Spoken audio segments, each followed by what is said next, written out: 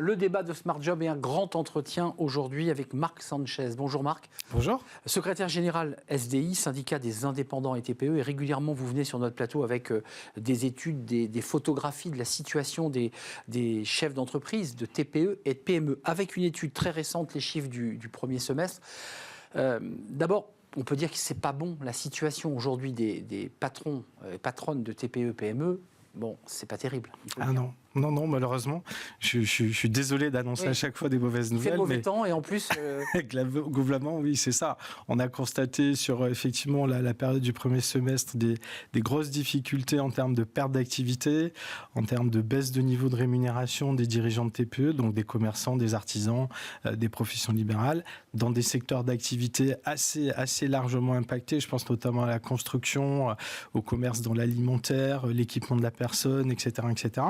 Et effectivement, on n'arrive pas encore à voir ce qu'on essaie de nous expliquer maintenant d'un point de vue macro, où on voit un peu le bout du tunnel dans nos entreprises. À ce stade, c'est pas encore effectivement cet éclairage-là. On va voir la répartition par activité avec des chiffres qui sont assez alarmants. On parlera de trésorerie, mais est-ce que vous avez le sentiment, vous qui avez un regard global, là, on voit les chiffres, 56% déclarent une baisse d'activité, 21% déclarent une forte baisse d'activité, ce qui représente quand même un chiffre assez important. Tout à fait. 35% déclarent une baisse moyenne d'activité, 31% déclarent une activité stable et enfin seulement 13% déclarent une activité en hausse. Est-ce qu'à l'aune de ces chiffres, Marc Sanchez, on peut considérer que ce sont les conséquences, la queue de comète du Covid? Est-ce qu'on est encore dedans? Non, c'est fini. Clairement, c'est fini. Comment vous l'expliquez? On est sur, effectivement, le Covid a eu sa part, globalement, mais aujourd'hui, on est encore sur les chocs énergétiques, les chocs de matières premières, sur l'inflation énormément. Il y a une baisse de la consommation qui est liée à la baisse d'activité. Et puis, alors, s'il devait y avoir un impact Covid aujourd'hui, je dirais qu'il est essentiellement imputé aux conséquences financières du Covid, et je pense notamment au remboursement du PGE, qui, on le voit d'ailleurs dans la sinistralité des entreprises, concerne une entreprise sur deux et concerne un poids financier de plus de 2 000 € par mois qui reste quand même assez conséquent et qui est dur à supporter aujourd'hui pour beaucoup de TPE en termes de trésorerie. C'est ce qui nous fait dire d'ailleurs que le PGE aujourd'hui est un peu un boulet économique pour beaucoup d'entrepreneurs. On va revenir sur vos propositions parce que vous avez des propositions. Le PGE, la dette n'a pas été effacée parce qu'il y a eu un débat, vous vous souvenez? Ah oui, non. On va effacer la dette, une partie sera effacée. Rien n'a été effacé. Ah non. On rembourse. Ah oui, on rembourse, on continue à rembourser et puis il n'est pas prévu, effectivement, eu égard à la situation financière de notre pays, il n'est pas prévu qu'on efface la dette, ça non, pas du tout. Un mot avant de découvrir la situation de la trésorerie, parce que là on a vu évidemment l'activité, et qui sont des chiffres alarmants. Un mot quand même sur les annonces de Bruno Le Maire, il y a quelques jours maintenant, sur une liste très détaillée de simplification administrative en direction des PME, des TPE. J'imagine que vous avez décortiqué avec passion. Est-ce que vous dites ça va dans le bon sens, ça va pas assez loin, ou est-ce que globalement ça ne sert à rien? Alors, je peux pas dire que ça sert à rien, puisqu'on a contribué justement à cette réflexion, notamment au niveau du Conseil national du commerce, et ensuite avec des réunions qu'on a eu nombreuses avec Bercy sur le sujet. Donc, le principe en lui-même de la simplification, c'est quelque chose de positif, c'est quelque chose qui peut être économiquement intéressant pour les entreprises. Il faut savoir que les formalités administratives, ça représente 3% du chiffre d'affaires d'un dirigeant aujourd'hui, et ça peut représenter jusqu'à à peu près 8 heures de travail par semaine. Donc ça reste quand même assez colossal. La paperasse. Exactement, la paperasse. Donc si on peut les libérer, c'est une chose qui est très positive, ou qui sera très positive, et elle sera positive à la fois financièrement et aussi sur le développement d'activité. Pour autant, dans ce qui est proposé aujourd'hui, le gouvernement a été effectivement a lancé quelque part des ouvertures. Je pense notamment sur les loyers, où Olivia Grégoire a annoncé notamment la mensualisation des loyers commerciaux, la limitation des dépôts de garantie aussi, parce que vous savez que dans le cadre d'un bail, vous pouviez aller jusqu'à 6 mois de dépôt de garantie. Maintenant, ça peut être aligné jusqu'à 3 mois. Le problème, c'est que malheureusement, ces dispositifs aujourd'hui, même s'ils sont intéressants, vont impacter peu d'entreprises, dans le sens où dans l'enquête que vous avez évoquée, on a quand même 89% de nos adhérents qui sont mensualisés déjà. Donc on va dire que le dispositif en lui-même, il n'aura pas une grande efficacité. Par contre, il y a des éléments que le gouvernement a laissé ouverts au débat au niveau du Parlement. Je pense notamment à la suppression de la taxe foncière dans le cadre des baux commerciaux. Il faut savoir qu'il y a à peu près aujourd'hui 60% des travailleurs, des commerçants et des chefs d'entreprise qui payent la taxe foncière, qui est un impôt propriétaire, et que cette taxe, en fait, représente jusqu'à 5 000, 6 000 ou 7 000 € effectivement de paiement. alors qu'elle est due par le propriétaire. Et en plus de ça, elle augmente tous les mois. Et c'est ce qui a fait effectivement qu'elle augmente de plus en plus. La taxe d'habitation. Voilà, c'est ça. Il y a une espèce de corrélation effectivement des budgets. Et donc, elle pèse énormément sur l'activité, sur les trésoreries. Donc, quand on veut prendre des mesures de simplification, si on s'oriente sur ce débat-là, il est bien évident que ce sujet reste un sujet que nous allons porter au Parlement. Dans le cadre de plusieurs amendements, on a contacté plusieurs groupes politiques justement sur le sujet et sur lequel le gouvernement, à ce stade, n'est pas fermé, on va dire, en termes de discussion. Donc, on verra. Qui la paiera, cette taxe foncière ? Le propriétaire, tout bêtement. Quand on est propriétaire d'une maison, on paye sa taxe foncière. C'est la même chose, effectivement, dans le cadre d'un bail. C'est un impôt qui est connu et qui devra être répercuté sur le propriétaire. Donc, rectifier à travers des amendements portés par des députés qui, j'espère, auront une oreille attentive. Ils l'ont. Injustice, on est bien d'accord. C'est-à-dire, oui, c'est à celui qui a le bail commercial de payer une taxe foncière imputée normalement chez les hors commerçants aux propriétaires. Alors, si vous voulez, c'est dans le contrat. C'est-à-dire que vous pouvez très bien refuser l'application de cette clause, vous ne signez pas le contrat et vous passez à autre chose.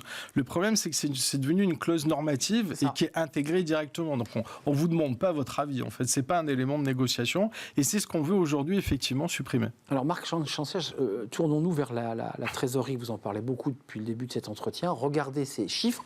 Alors, ils sont issus de votre étude, de véritables difficultés de trésorerie. 56% déclarent des difficultés de trésorerie, 27% des difficultés de trésorerie importantes qui, réunies sur les deux chiffres, représentent un chiffre très élevé. 29% déclarent des difficultés de trésorerie limitées et 44% déclarent ne pas avoir de soucis de trésorerie. On voit bien que ça dépasse 100 puisqu'en fait il y a des items croisés. Exactement. Faut le préciser puisqu'on est au-delà des 100.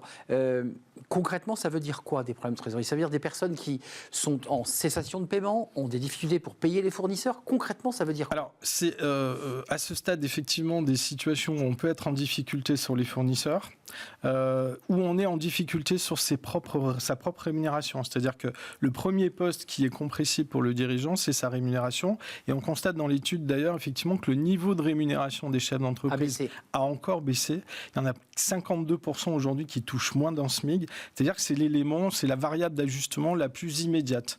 Donc cet élément-là aujourd'hui fait que comme vous avez une baisse de la consommation, une baisse de l'activité, etc., et un poids aussi, je parlais tout à l'heure, pour une entreprise sur deux de remboursement du PGE qui reste quand même important, ça crée cette situation où on a aujourd'hui, comme vous l'avez souligné, 27% des entreprises qui se déclarent dans une situation financière très délicate. Et il faut savoir que ce chiffre, entre l'année dernière et cette année, il a augmenté de 7 points.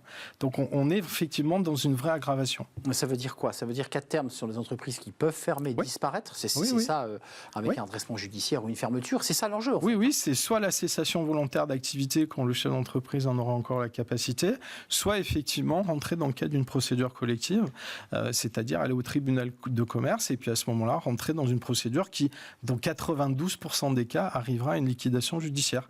Ce qu'il faut savoir aujourd'hui, si on reprend, alors c'est pas nos chiffres, c'est les chiffres d'Altares, ils sont assez récents.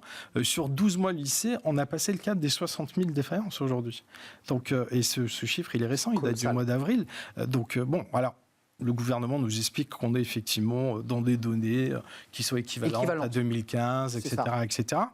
Le problème, c'est pas tellement la variable macro qui est intéressante, c'est la variable TPE. C'est-à-dire que dans ces défaillances, c'est 92% d'entreprises de moins de 10 ou de moins de 5 salariés qui sont effectivement en état de liquidation judiciaire. Une petite précision avant de parler de l'état psychologique des chefs d'entreprise TPE, PME. La ventilation des activités, ça vous les avez ? C'est quoi ? C'est plus des commerçants, c'est plus des TPE qui sont des sous-traitants de sous-traitants ? C'est quoi la ventilation, on l'a fait par secteur. Alors les secteurs qui sont fortement impactés, c'est le secteur effectivement, comme vous l'avez souligné tout à l'heure, de la construction de manière générale. On a aussi tout ce qui concerne l'immobilier, donc agents immobiliers, etc. Où là, on a des conjonctures économiques qui ont fait effectivement qu'on se retrouve dans cette situation, matières premières, hausse des taux, etc. Les commerçants aussi, beaucoup, quels que soient les secteurs d'activité, c'est-à-dire services, je pense notamment aussi à l'alimentaire, à l'équipement de la personne aussi. Les secteurs hôteliers sont un peu plus optimistes avec notamment l'arrivée des JO, donc on espère effectivement que les choses vont s'améliorer. Mais globalement, oui, on est à peu près sur tous les secteurs et tous les corps de métier. Un mot, parce que dans votre étude, il a des éléments aussi psychologiques sur la confiance, sur, je dirais, le désengagement, pour ne pas dire presque le burn-out. C'est quoi l'état psychologique aujourd'hui des chefs d'entreprise TPE, PME? Alors, c'est de désabusé, inquiet, et ça va jusqu'à très en colère dans la situation. Mais on est sur un indice, aujourd'hui, on est à 89% effectivement qui ne voit pas l'avenir d'un rose absolu. Ça, c'est le moins qu'on puisse dire. Mais pour autant, il y a une espèce de résilience parce que, alors, elle est peut-être un petit peu aussi obligée, parce qu'ils n'ont pas le choix, mais il y a une espèce de résilience où ils ne baissent pas les bras, c'est-à-dire qu'ils veulent continuer à se battre. Ce qui est un élément important aussi, c'est qu'ils veulent qu'on puisse considérer leurs difficultés, ce qui n'a pas été le cas pendant un certain nombre de mois. On a expliqué, tout va bien, l'économie se porte bien. Bon, on a vu un petit peu à quoi ça aboutit par la suite, hein, globalement. On a eu très peur il y a encore quelques semaines sur la notation de la France, notamment par les... Et il y a encore une notation qui arrive. Et la prochaine qui arrive effectivement fin de semaine prochaine. Ouais. Donc globalement, on va dire qu'il y a une espèce de résilience, il y a une volonté effectivement de s'en sortir. Et il y a aussi, alors le sentiment de colère, souvent, il est lié par rapport au fait qu'ils estiment que le gouvernement, de manière générale, notamment, ça a changé depuis le début de l'année, mais sur l'exercice de l'année dernière, n'était pas finalement, alors pas au courant, mais pas compatissant finalement avec leurs difficultés. Oublié. Exactement, oui, c'est-à-dire qu'on expliquait que d'un point de vue macro, tout allait bien, on avait un très bon taux de chômage, l'économie était relancée, etc., mais ce n'était pas vrai à leur niveau.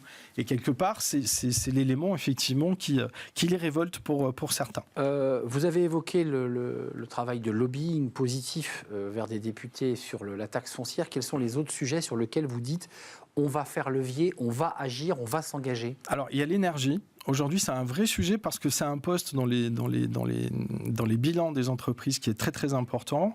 Donc là-dessus, il y a une écoute gouvernementale puisque Bruno Le Maire a annoncé effectivement la possibilité pour tous les entrepreneurs qui en feraient la demande de bénéficier du tarif réglementé à partir du 1er février 2025.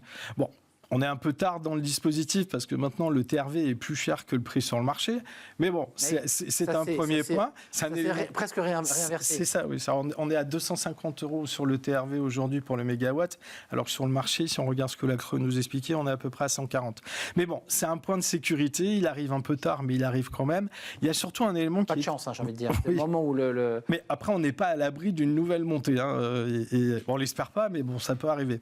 Et il y a un deuxième point qui est essentiel aussi, c'est qu'il y a beaucoup d'entreprises en fait qui ont signé avec leurs énergéticiens ce qu'on appelle des contrats pluriannuels, c'est-à-dire qu'elles ont signé fin 2022, début 2023, ils vont courir à des taux à 400, 500 € du mégawatt, et sur lesquels aujourd'hui elles sont complètement enfermées. Pas, bien sûr. Et si on peut négocier, mais à l'issue de voilà, en payant une indemnité donc de sortie, et cette indemnité de sortie, alors il y a un petit alinéa dans le projet de loi de simplification qui peut-être nous fait considérer que le gouvernement veut bien ouvrir la brèche, c'est de cantonner cette somme, c'est-à-dire de la limiter à son montant. Aujourd'hui, ça représente 75% des sommes qui sont dues sur l'exercice.